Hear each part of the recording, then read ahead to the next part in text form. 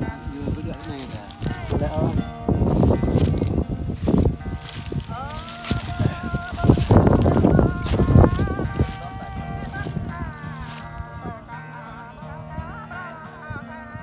coi em có nhâm này tại cho cái đây bút được lệ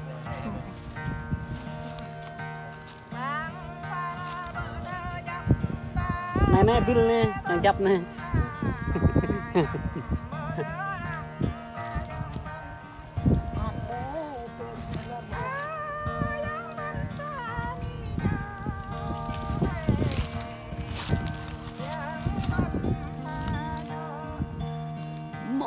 điện thoại này này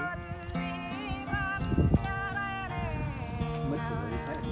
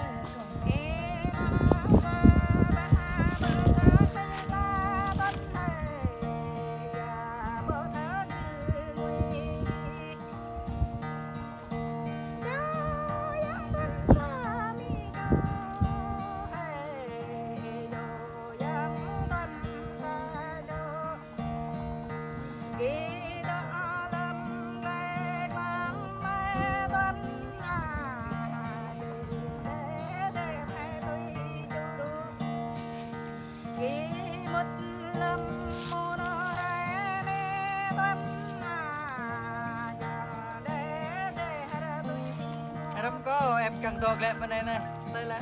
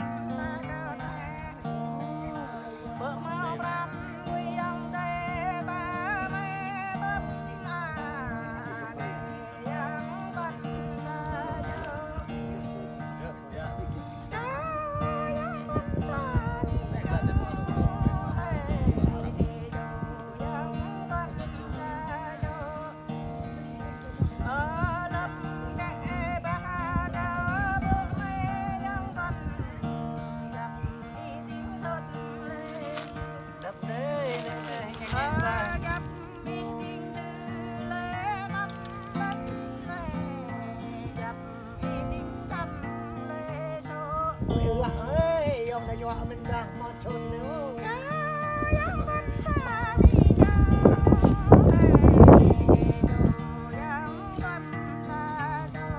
dòng về đi chứ nào mình mau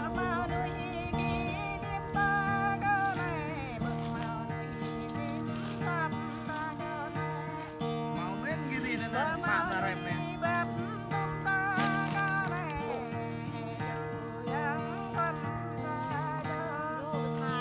tao không cả tay mà còn bị tay tao không chuột rồi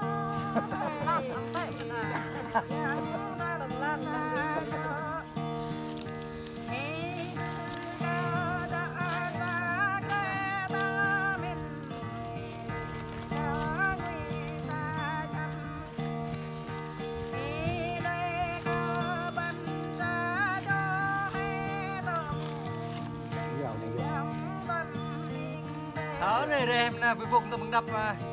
có hẹp cũng đơm mà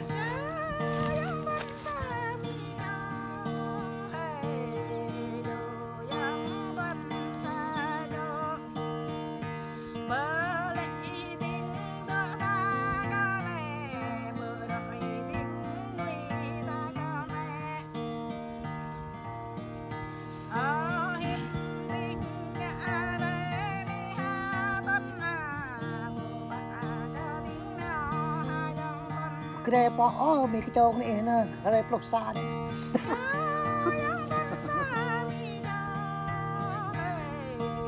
chụp con này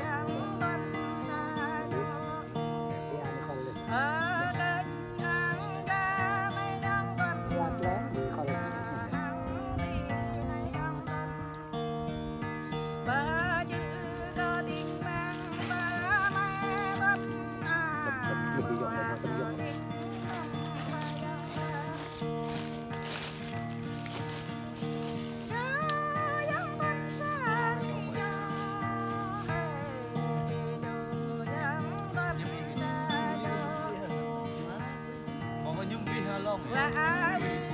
Nè ơi nhung